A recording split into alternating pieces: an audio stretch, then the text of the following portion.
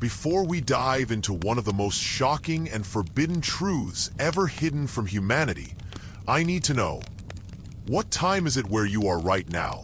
And where in the world are you watching this from? I'm asking because what I'm about to reveal to you might completely shatter everything you thought you knew about life, death, and your eternal soul. And I want you to remember this exact moment, this exact time and place, when your spiritual awakening truly began. Because tonight, everything changes for you. You've been told your entire life that you get one chance, one life, and then you face eternal judgment. Heaven or hell, saved or damned. That's it, game over. But what if I told you that's the biggest lie ever forced upon humanity? What if I told you that the early Christian church, the very foundation of Western religious thought, actually taught something completely different? Something so revolutionary, so empowering to the human spirit, that powerful men in robes decided it had to be erased from history forever. Tonight, I'm going to show you the forbidden truth about why reincarnation was violently ripped from the Bible. Why early Christians believed in multiple lifetimes just like Hindus and Buddhists, and how this spiritual genocide was orchestrated to keep you small, afraid, and controllable. The truth is, they didn't just remove a few verses. They burned entire libraries, murdered scholars, and rewrote the very foundation of spiritual truth to serve their political agenda. And what I'm about to share with you has been hidden in ancient manuscripts, buried in monastery vaults, and coded in mystical texts for over 1,500 years. But here's what they never wanted you to discover. And this is where your journey into forbidden knowledge truly begins. The earliest followers of Jesus, the very people who walked with him, ate with him, and received his direct teachings, believed in what the Greeks called palingenesia, and what we now know as reincarnation. Can you imagine the shock that must have rippled through your being when you first learned that the word born again, in the original Greek, actually meant something far more literal than what modern Christianity teaches? When Nicodemus asked Jesus, "How can a man be born again when he is old? Can he enter the second time into his mother's womb?" Jesus didn't laugh at him or correct his understanding. Instead, he spoke about mysteries that only those with eyes to see and ears to hear could comprehend. And those mysteries, my friend, were about the soul's eternal journey through multiple lifetimes.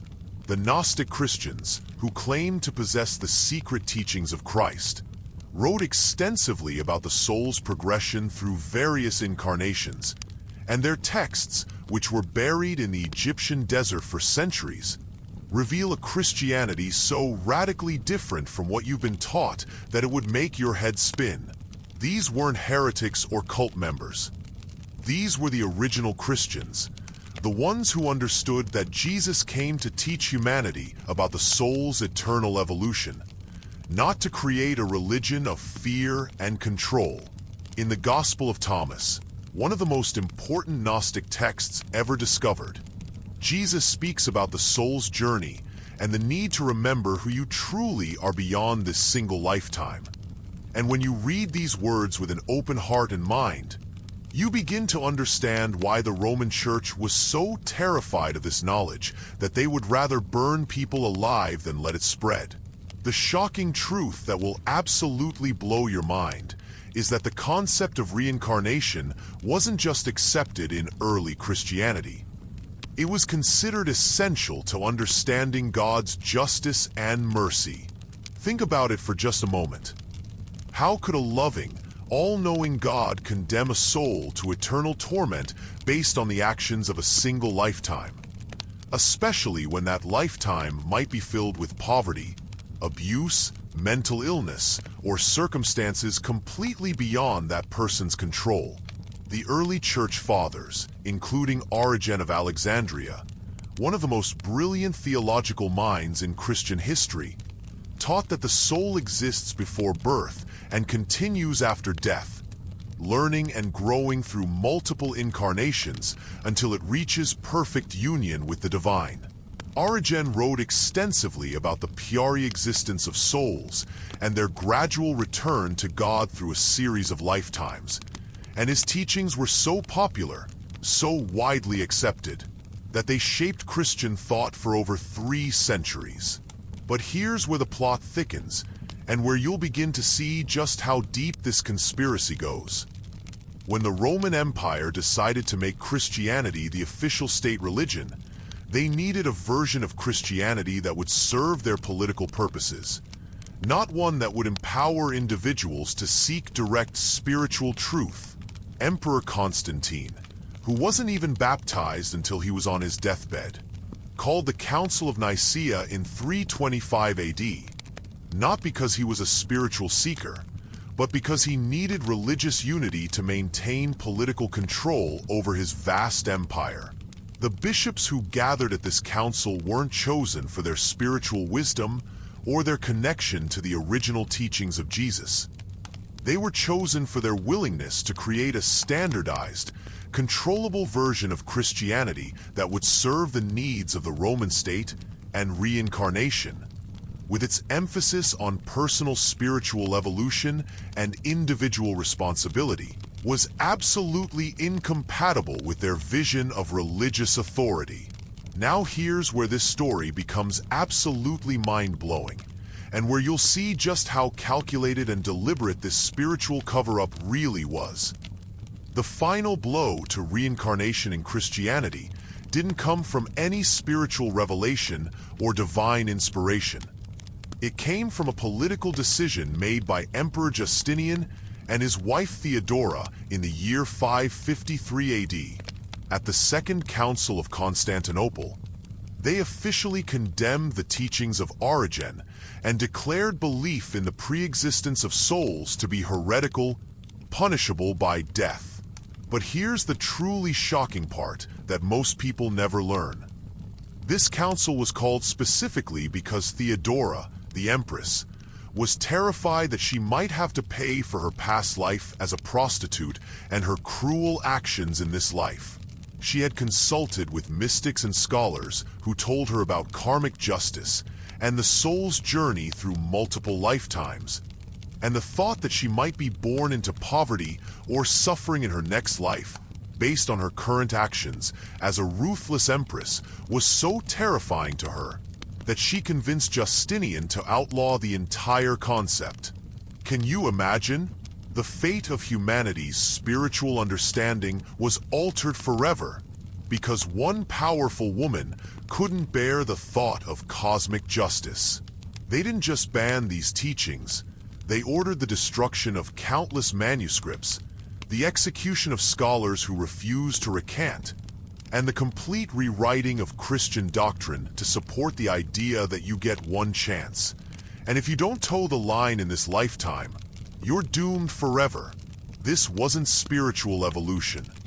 This was spiritual terrorism designed to keep people in a constant state of fear and dependence on the church for their salvation.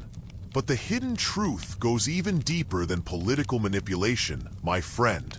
And this is where your understanding of reality itself will begin to shift in ways you never thought possible.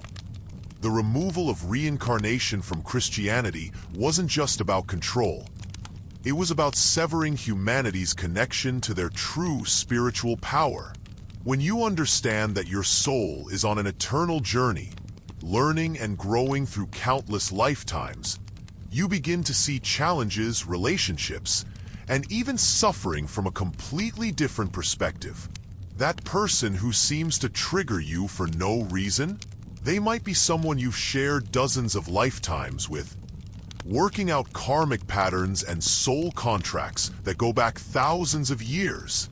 That inexplicable fear you have, that talent that seems to come from nowhere, that instant connection you feel with certain places or people.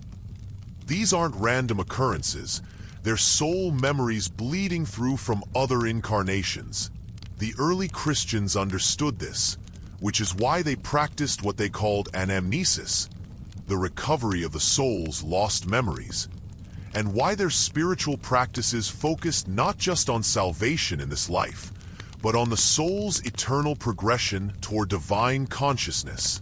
When you remove reincarnation from the equation, you're not just changing a religious doctrine. You're fundamentally altering human beings' understanding of who they are, why they're here, and what their ultimate destiny might be. Suddenly, instead of being eternal souls on a magnificent journey of growth and discovery, people became desperate, frightened creatures clinging to a single lifetime and dependent on external authorities for their spiritual welfare. The evidence for reincarnation in early Christianity is so overwhelming, so well documented, that it's absolutely astounding how successfully it's been erased from mainstream knowledge. And this is where you'll begin to see just how deep the rabbit hole of spiritual suppression really goes. The Gospel of Matthew contains Jesus' own words identifying John the Baptist as the reincarnation of the prophet Elijah. And when his disciples asked him about this directly, Jesus didn't deny it. He confirmed it, saying, "If you are able to receive it, he is Elijah who is to come." But somehow, modern Christianity has twisted this clear statement about reincarnation into something about spiritual symbolism or metaphorical fulfillment, completely ignoring the obvious meaning that Jesus himself believed in and taught reincarnation. The book of Revelation speaks about being born again in ways that make no sense unless you understand them in the context of multiple lifetimes. And throughout the New Testament, there are dozens of references to concepts that only make sense if you understand the soul's journey through various incarnations. Paul writes about being caught up to the third heaven and experiencing things that were unlawful to utter, which early Christian mystics understood as memories from previous lifetimes and glimpses into the soul's eternal existence. The Apostle Peter speaks about the soul's precious faith being tested by fire, not just in this life, but through multiple trials and purifications, which was understood by the early church as a clear reference to the soul's journey through successive incarnations. What's even more shocking is how the archaeological evidence continues to support the early Christian belief in reincarnation, despite centuries of attempts to suppress and destroy this knowledge. In the ancient Christian catacombs beneath Rome, archaeologists have discovered artwork and inscriptions that clearly depict the soul's journey through multiple lifetimes.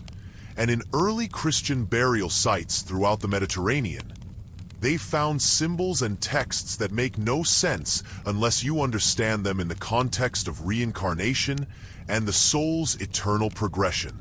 The famous Abertius inscription, dating back to the 2nd century, describes the soul's journey in language that parallels Hindu and Buddhist teachings about rebirth and karma. And in the ruins of early Christian monasteries, scholars have uncovered meditation practices and spiritual exercises designed to help believers remember their past lives and understand their soul's purpose across multiple incarnations. Even more incredible is the discovery of the Nag Hammadi Library in Egypt in 1945, which contained dozens of Gnostic Christian texts that had been hidden for over 1,600 years. These texts, including the Gospel of Philip, the Gospel of Truth, and the Apocryphon of John, contain explicit teachings about reincarnation, the soul's pre-existence, and the process of spiritual evolution through multiple lifetimes. And when you read these ancient words, you realize that the Christianity you've been taught is like a shadow of the original teaching, a pale, distorted reflection of something far more magnificent and empowering. But here's where this forbidden knowledge becomes absolutely life-changing for you personally. Because understanding the truth about reincarnation and early Christianity isn't just about correcting historical lies. It's about reclaiming your true spiritual identity and stepping into the power that they've been trying to keep from you for over 15 centuries. When you realize that your soul is eternal, that you've lived countless lifetimes, and that you're here in this incarnation for specific lessons and purposes. Everything about your current life begins to make sense in ways that will absolutely blow your mind. That difficult relationship you're struggling with? It might be a soul contract you agreed to before birth.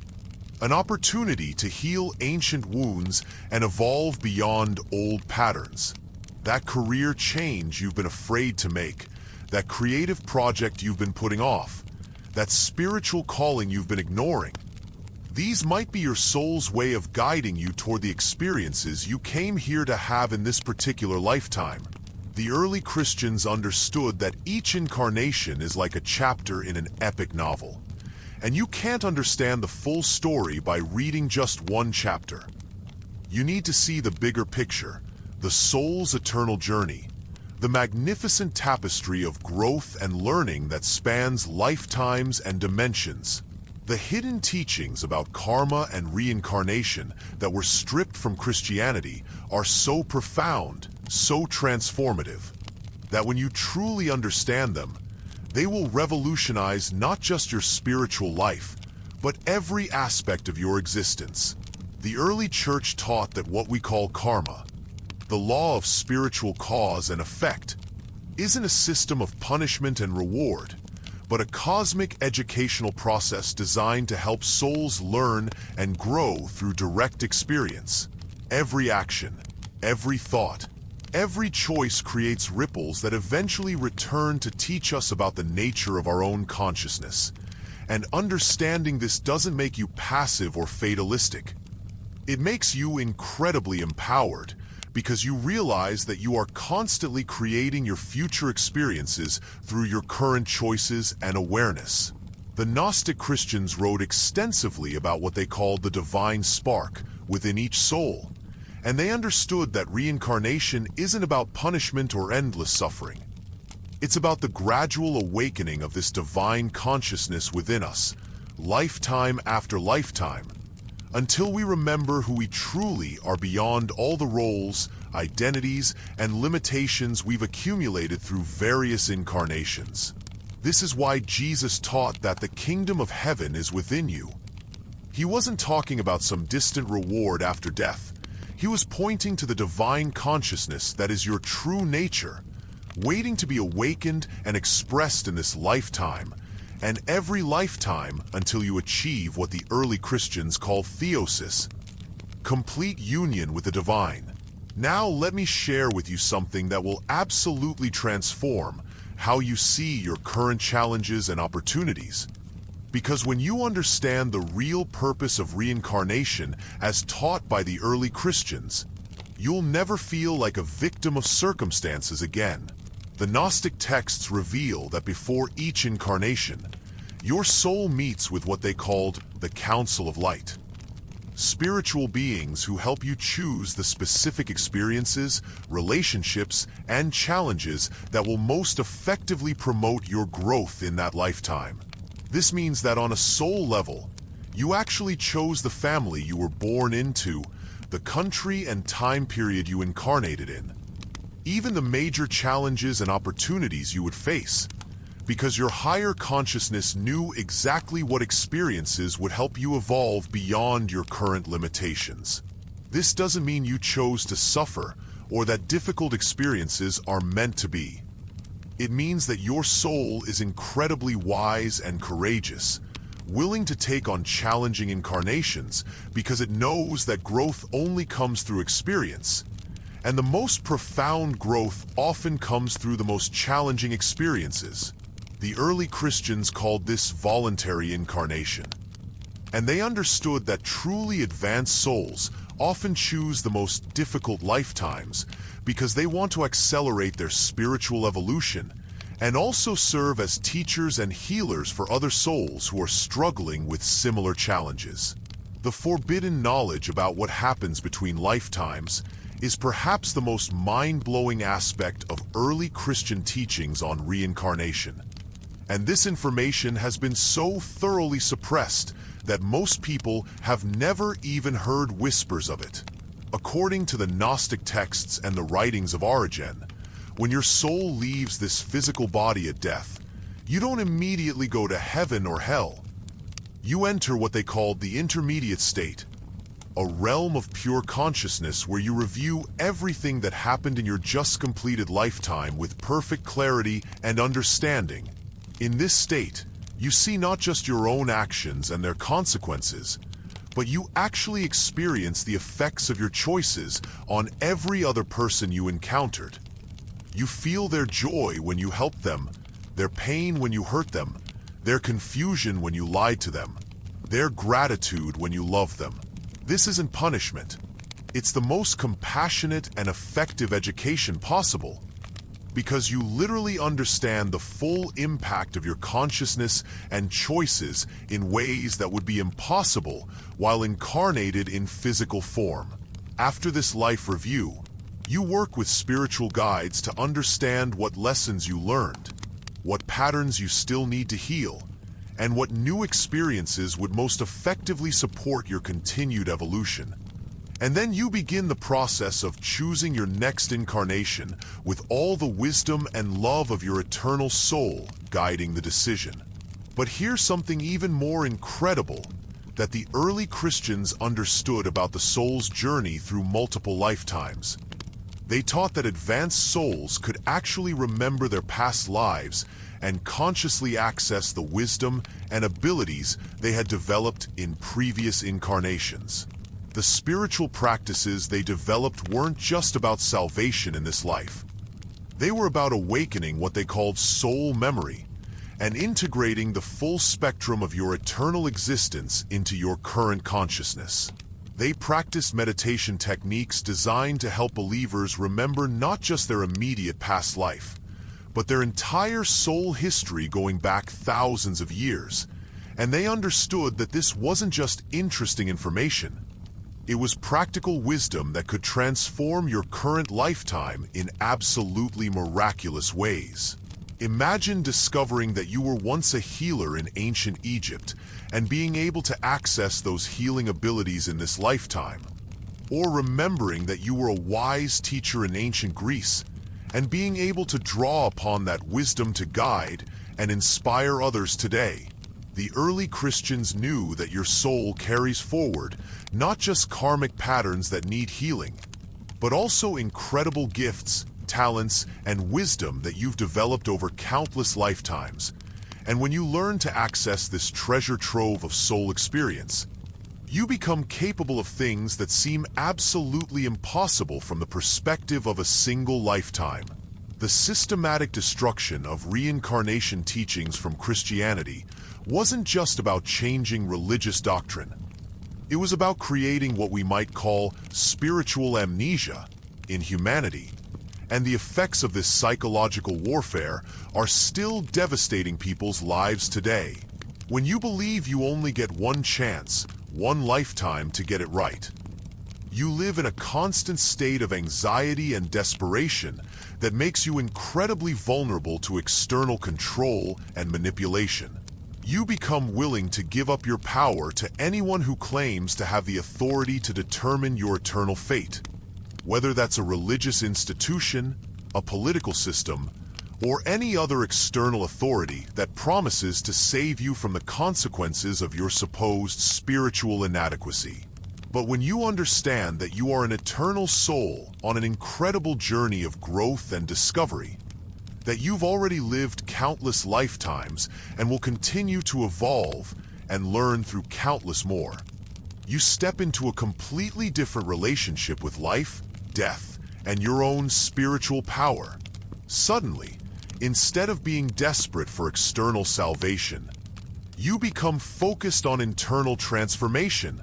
Instead of fearing death, you see it as simply a transition between classrooms in the eternal university of consciousness. Instead of judging yourself and others based on the limited perspective of a single lifetime, you begin to see everyone as fellow souls working out their own karmic patterns and learning their own perfect lessons. The evidence for the deliberate suppression of reincarnation in Christianity is so overwhelming that once you see it, you'll never be able to unsee it.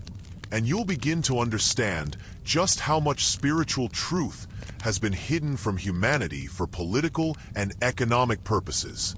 The Council of Constantinople in 553 AD didn't just condemn Origen's teachings. They ordered the destruction of his massive library, containing over 6,000 works on Christian mysticism, theology, and spiritual practice. Imagine the incredible knowledge that was lost when they burned those texts. Centuries of accumulated wisdom about the soul's journey, practical techniques for spiritual awakening, detailed maps of consciousness and the afterlife, all reduced to ashes because it threatened the power structure of the institutional church. But the destruction didn't stop there. For the next 1,000 years, anyone caught teaching or practicing reincarnation-based Christianity was declared a heretic and faced torture, imprisonment, or death. The Cathars, a Christian sect in medieval France that maintained the original teachings about reincarnation and direct spiritual experience, were completely exterminated in what historians call the Albigensian Crusade, and their libraries, monasteries, and spiritual centers were utterly destroyed. The Waldensians, another group that preserved early Christian mystical teachings, were hunted across Europe for centuries, and countless individual mystics, scholars, and spiritual teachers were burned at the stake for maintaining beliefs that had been standard Christian doctrine for the first 3 centuries after Christ.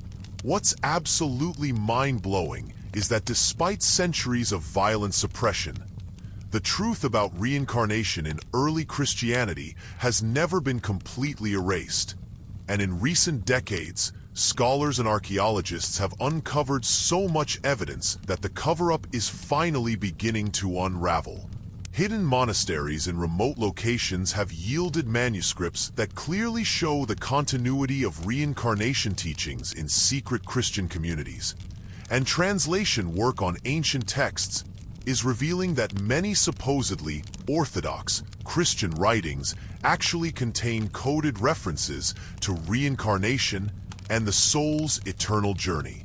Even more incredible is the growing body of research by Christian theologians and historians who are courageously examining the evidence and reaching the inevitable conclusion that reincarnation was not only part of original Christianity, but was actually central to Jesus' teachings about spiritual transformation and the kingdom of heaven.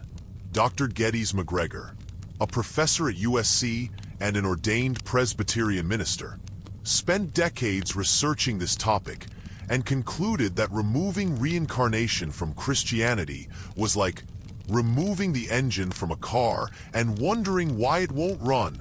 His book, Reincarnation in Christianity, presents such compelling evidence that even conservative Christian scholars have had to acknowledge that the early church's beliefs were far more complex and mystical than modern Christianity admits.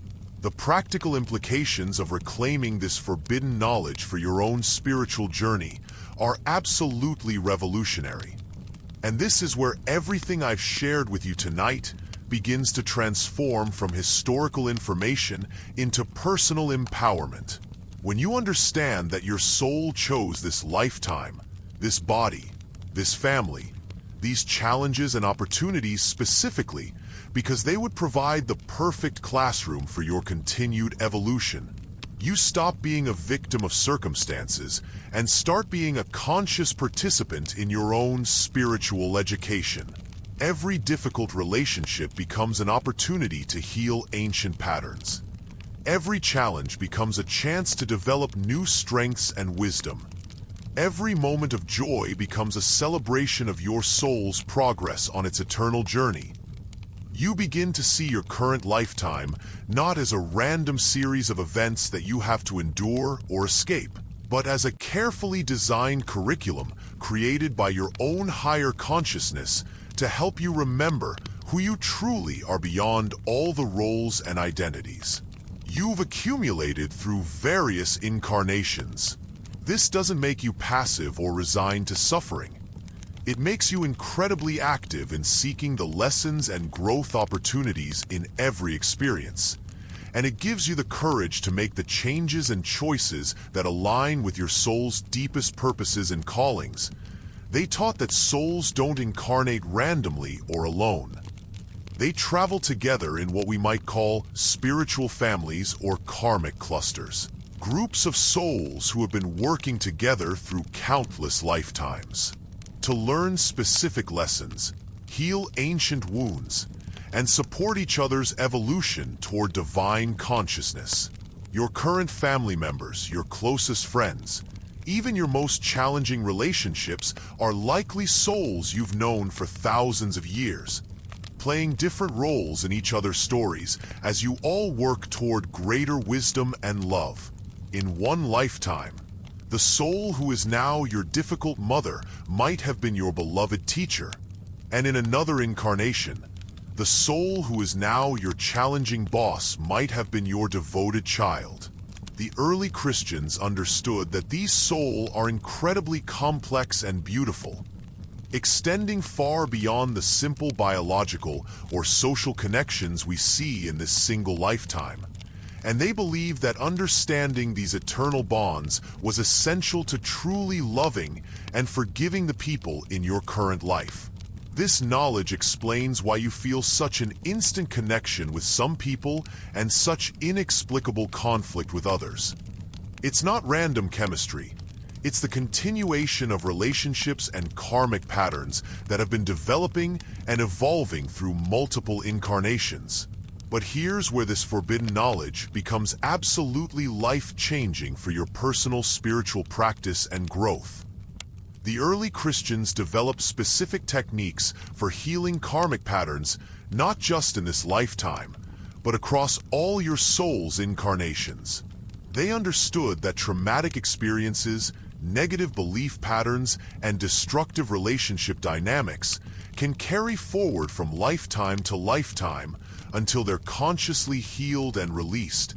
And they created powerful spiritual practices designed to identify and transform these patterns at their roots. They called this process soul healing or karmic purification. And it involved deep states of prayer and meditation where believers would allow suppressed memories and emotions from past lifetimes to surface, so they could be healed with the love and wisdom of Christ consciousness. These practices weren't just about personal healing. They understood that when you heal a karmic pattern in yourself, you also heal it for everyone in your soul group who has been affected by that pattern through multiple lifetimes. This means that your personal spiritual work has implications far beyond your individual growth. You're literally helping to heal generational and karmic wounds that may have been affecting your spiritual family for centuries or even millennia. Own life.